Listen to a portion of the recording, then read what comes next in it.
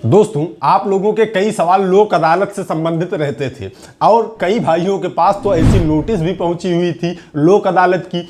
अब उन्हें यह लगता था कि आखिर ये हमें नोटिस सम्मन जो मिला है इसके लिए हमें क्या करना होगा, क्या हमें अदालत में हाजिर होना होगा, वहां क्या प्रक्रिया होगी, कैसे क्या होगा। तो आइए दोस्तों, आज की इस वीडियो में लोक अदालत से संबंधित सभी प्रक्रियाओं के बारे में ही समझ लेते हैं और साथ में ये भी जानते हैं कि लोक अदालत में मामले कैसे निपटाए जाते हैं, क्या होता है पूरी प्रक्रिया, कौन कौन से मामले लोक अदालत में निपटाए जाते हैं, जिनको नोटिस मिल गई है उनका क्या करना है। तो आइए आज की इस वीडियो को शुरू करते हैं।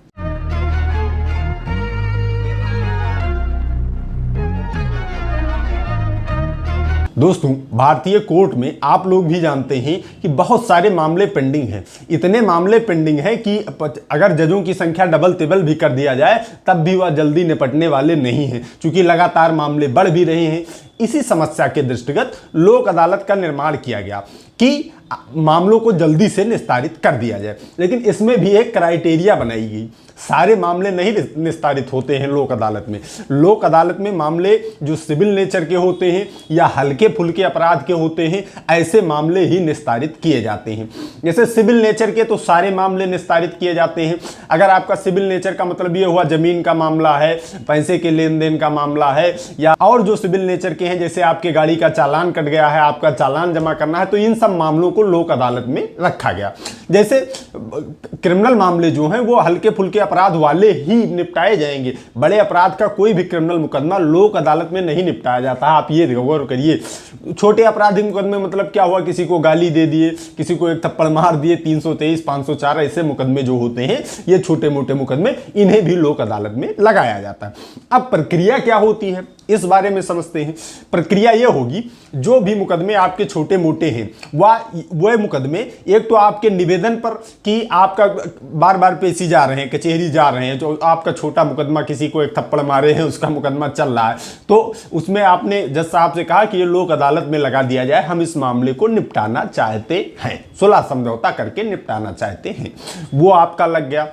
दूसरा मामला ये हुआ, ज्यादातर ये जो नोटिस आप लोगों के पास जाती है वो होती है अगर आपके गाड़ी का चालान कट गया और आपने गाड़ी का चालान ऑनलाइन नहीं जमा किया, तब इस स्थिति में ये नोटिस आपको जाएगी कि आइए यहाँ सुलह समझौता कर लीजिए। वहां अगर आपका 1500 का चालान है तो आधे पैसे में ही आपका काम हो जाता है। सुलह समझौते में कि सरकार गलती हो गई थी, अब नहीं होगी, इसको कर लीजिए।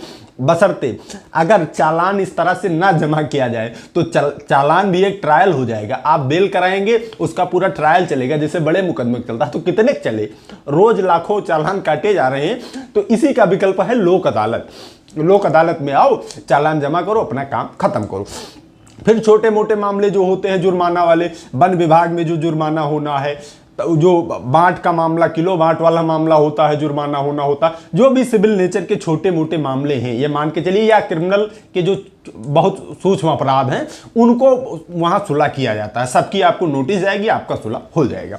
अब आपको करना क्या है, अगर आपको नोटिस सम्मन मिला है तो आप क्या करेंगे, कैसे मामला खत्म होगा। तो उसके लिए आप जिस दिन लोक अदालत निर्धारित की गई है उस दिन आप वहां कचहरी में जाएंगे। वहां हर जगह सेक्शन अलग अलग बटा होता है कि फला मुकदमा फला फला जगह देखा जा रहा है। आप एक वकील की सहायता भी ले सकते हैं या स्वयं भी जा सकते हैं। स्वयं भी जाकर उनसे कहिए कि हमारे ये समस्या है, हमने सुलह समझौता कर लिया है, इसमें जजमेंट करवाना चाहते हैं।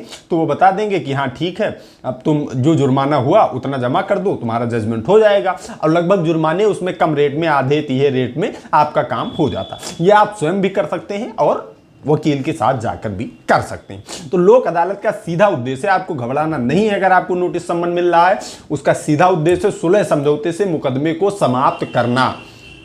कोई भी नोटिस आपको मिली है, जाकर वहां जांच करवाइए, सुलह समझौता से आपका वो मामला निपट जाएगा। या कुछ स्थितियों में जो बैंक में लोग लोन लिए रहते हैं उनका भी सेटलमेंट लोक अदालत में ही जाता है। जैसे आपने कर्जा ले लिया और कर्जा आपने काफी दिन तक नहीं दिया है, अब चूंकि वो कोई बड़ा आपराधिक मामला तो है नहीं कि आपको तुरंत जेल करा देंगे, ये करा देंगे, तो वहां भी एक सुलह समझौता का प्रयास बैंक द्वारा किया जाता है कि आ जाओ, सुलह समझौता हो जाए, कितना देना चाहते हो, क्या देना चाहते हो, कुछ कमी कर दूं मैं, कुछ आप बढ़ा दूं, हो जाए काम, जैसे आपके घर पे होता है।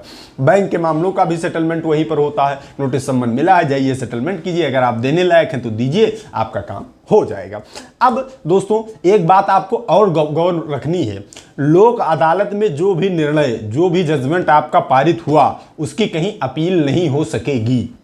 इसलिए सोच समझ कर तब वहां जाकर अपने वहां जजमेंट करवाइए, समझौता कीजिए। क्योंकि समझौता जो सुलह से, जितने भी मामले सुलह से जजमेंट में आते हैं, उनकी कोई अपील नहीं हो पाएगी। अगर आपके खिलाफ हुआ है या आपके पक्ष में हुआ, कुछ नहीं होगा, उसके बाद आपकी अपील नहीं हो पाएगी, वहीं वो मुकदमा समाप्त कर दिया जाएगा।